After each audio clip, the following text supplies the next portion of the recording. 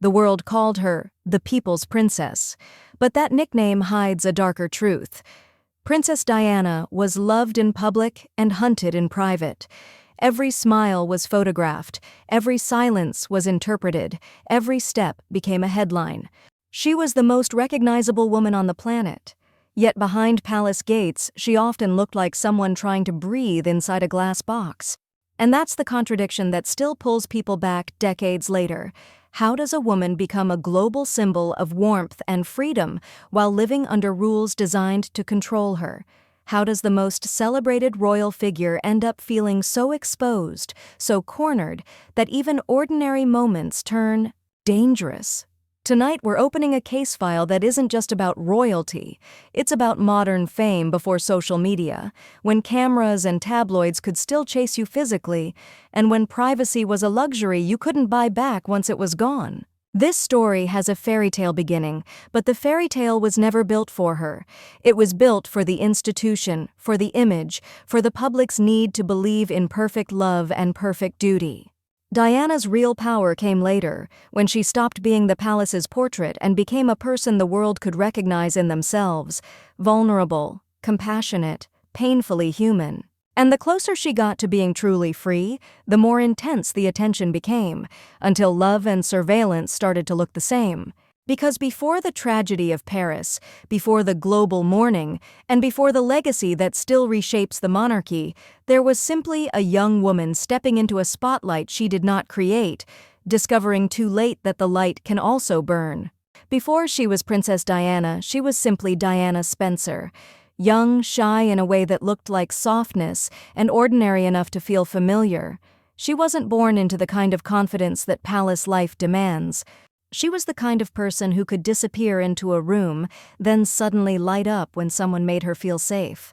That quietness would later be misread as weakness, but it was also what made her magnetic. She didn't perform power the way royal tradition expects. She carried it like a secret, and people leaned in because they sensed it. In a world obsessed with status, she had something rarer: approachability. The kind that makes strangers feel like they know you, even when they don't. But the crown doesn't choose people for comfort, it chooses for function. And when Diana entered the orbit of the royal machine, the narrative formed quickly. A young woman, photogenic, elegant, and perfect for a public love story. She was framed as a solution, someone who could restore image, supply stability, and deliver a fairy tale the world could consume. The speed of that transformation is part of the tragedy. One day she's a teenager with private fears, the next she's a symbol. Suddenly every gesture has meaning, every outfit is analyzed, every expression becomes a referendum on the monarchy itself. The public thought they were watching a romance. Diana was stepping into a system that would rewrite her identity in real time. And here's the unsettling detail. She didn't fully understand the rules until the rules had already closed around her. There is a specific kind of loneliness that comes from being admired for a version of yourself you didn't get to choose. When the world tells you what you are, princess, bride, icon, you start to lose the language for who you were before. Diana's early story is the story of a young woman being turned into a myth while she was still learning how to be an adult. That's why the fairy tale beginning matters so much. It wasn't merely a romance on camera. It was the moment a person became public property. And once that happens, the happy ever after is no longer up to you. The wedding was sold as a once-in-a-century fairy tale. The young bride, the grand ceremony, the world watching as if love itself had become a broadcast. In that moment, Diana didn't just marry into a family, she married into an institution that needed her to play a role.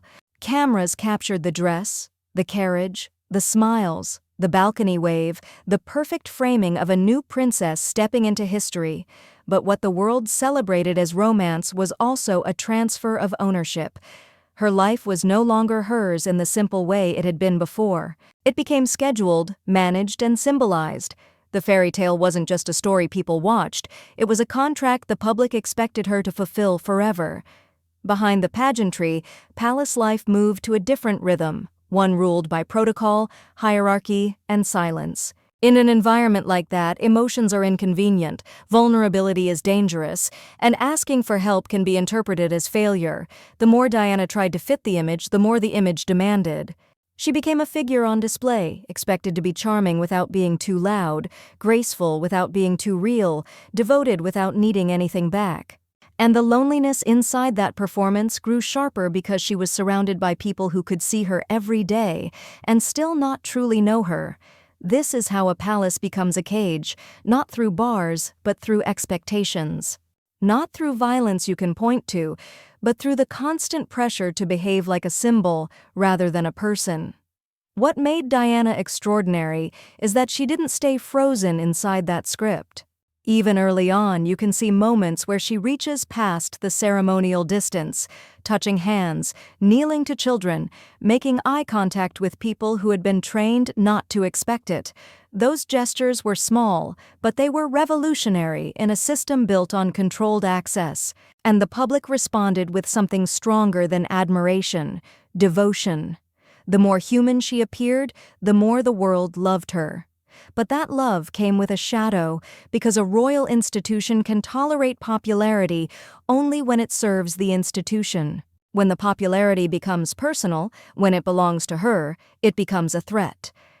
And that's when the fairy tale truly begins to crack, because the same spotlight that made Diana shine also began to expose every fracture in the story the palace wanted to sell. By the late 1980s and into the 1990s, Diana was no longer just a royal figure, she was the most valuable image in the world's media economy. Love for her became a kind of currency. Every photograph could be sold, every rumor could be packaged, every private moment could be turned into a product. And the more the public adored her, the more aggressively the cameras pursued her, as if affection gave permission. This is how the media war begins. Not with one chase, but with a daily pattern of intrusion that slowly reshapes a life.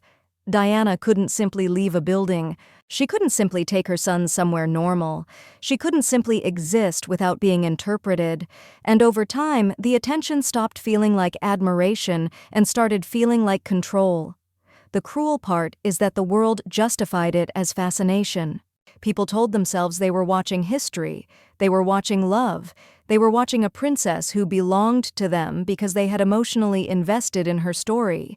But what that creates is a trap where the person becomes less real than the story built around them. Diana was praised when she fit the narrative and punished when she challenged it. If she looked happy, she was winning. If she looked tired, she was unstable. If she changed her style, it was a message. If she dated, it was a scandal. Everything became a signal, and her identity was rewritten by strangers who never met her. The more she tried to reclaim her own voice, the more intense the coverage became, because controversy sells faster than compassion. And yet, Diana understood something the institution underestimated. The public didn't only want the princess, they wanted the person. Her warmth was real, and people felt it. That's why she became unstoppable as a symbol of empathy, and why she terrified the old rules. Media attention was no longer just a spotlight, it was a battlefield where different forces tried to define her: tabloids chasing drama, official channels protecting image, and Diana herself fighting to be seen on her own terms. The result was a pressure so constant it could change your nervous system. It could make ordinary days feel unsafe. It could make every car ride feel like a chase even before anyone followed. This is the turning point where love becomes something dangerous. Because when the world loves you at scale, it also demands access. And when access is denied, the love can turn sharp. Diana's story becomes louder, messier, more exposed, until the moment arrives where the fairy tale can no longer hold. And once it breaks, it doesn't break quietly. It breaks in public, with the entire world watching. At some point, the fairy tale stops being a story and becomes a battlefield. For Diana, that breaking point didn't arrive as one single moment. It arrived as a series of cracks that became impossible to hide. The marriage that had been marketed as destiny began to look like distance. The public started noticing what the palace didn't want discussed: the tension behind the smiles, the emotional strain behind the perfect photographs, the way Diana's presence could fill a room while still looking alone inside it. And the more the world watched, the more the pressure intensified, because now her private life wasn't merely private, it was a question the public felt entitled to answer. As the narrative unraveled, Diana began to do something the royal system was not designed to handle. She took control of her own story. In a world where silence is tradition, speaking becomes rebellion. And Diana's voice, vulnerable, direct, unfiltered compared to royal messaging, changed everything. It didn't just challenge the monarchy's preferred image, it challenged the idea that a princess must remain a symbol without a personal truth. This is where the public divides sharply. To some, she became the ultimate victim of an institution that demanded perfection and offered little tenderness. To others, she became unpredictable, too emotional, too public, too willing to break the rules. The same qualities that made people love her, honesty, warmth, openness, now fueled controversy, because openness is dangerous in a system built on controlled access. And while the world argued about her, Diana kept moving towards something more real. She leaned harder into humanitarian work and public compassion, not as decoration, but as purpose. She stood with people society ignored: patients, children, the sick, the stigmatized, and she did it in a way that felt personal, not ceremonial. These weren't just photo ops. They were moments that redefined what a royal figure could be. But that created a new kind of tension. Diana wasn't only popular, she was independently powerful. The affection belonged to her, not to the institution around her. And when that happens, the system doesn't simply feel threatened, it feels exposed. The more she was loved, the more the old rules looked cold. By the time separation and divorce became reality, the story was no longer princess in a palace. It was a woman under global surveillance trying to reclaim her life. That shift is crucial because it changes everything about the final chapter. Once Diana stepped outside the official protection of the marriage and the palace structure, she gained freedom, but she also lost the shield. The attention didn't soften. If anything, it became more intense, more chaotic, more dangerous. And that is the storm front approaching the next part. The final day's timeline, where the world's obsession and a single night in Paris collide in a way that still feels impossible to accept. In the summer of 1997, Diana was living in the in-between space that looks like freedom from far away and feels like exposure up close. The marriage was over, the old script was broken, and the world was watching her next move with a hunger that didn't soften just because she was no longer inside the palace. Every appearance became a headline, every companion became a story, every plan became something to speculate about. She could finally choose her own life, but she was also learning in real time how little protection existed once the royal shield was gone. The attention wasn't just intense, it was physical. Cameras didn't simply report her life, they tried to chase it. Then came Paris, the city that should have been a private stop and instead became the stage for the most infamous night of her life. The details that matter are the ones that reveal the atmosphere. A constant presence of photographers, movement that didn't feel normal, the sense that the outside world was pressing in on every decision. In moments like that, people make choices fast. Where to go, when to leave, which route might be safest, how to disappear for a few hours. But disappearing was never truly available to Diana, not anymore. The night unfolded with the kind of momentum that tragedy often has, a sequence of ordinary decisions turning irreversible because the environment around them is already unstable. And then the world woke up to the news. Not a rumor, not a tabloid tease, an event so shocking it seemed to silence everything else. The reaction was immediate and global, grief pouring into streets, flowers stacking into mountains, strangers crying as if they had lost someone they truly knew. The media that had chased her now covered the mourning, and the contradiction was painful. The same system that profited from her visibility was now broadcasting her absence. In the days that followed, the question wasn't only what happened, but what did we do? Because Diana's final days didn't feel like a distant royal tragedy. They felt like a warning about what relentless attention can become when it stops seeing a person and starts seeing a target. This is why the final day's timeline matters. not to sensationalize her death, but to understand the pressure that surrounded her life, pressure that didn't end when she stepped away from the palace and didn't pause when she needed space. The tragedy in Paris wasn't just an ending.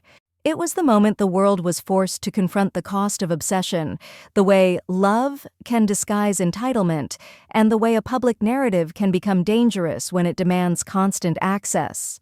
And from here, the story turns to what remains, the legacy that outlived the headlines, and the imprint Diana left on the monarchy, the media, and the modern idea of compassion.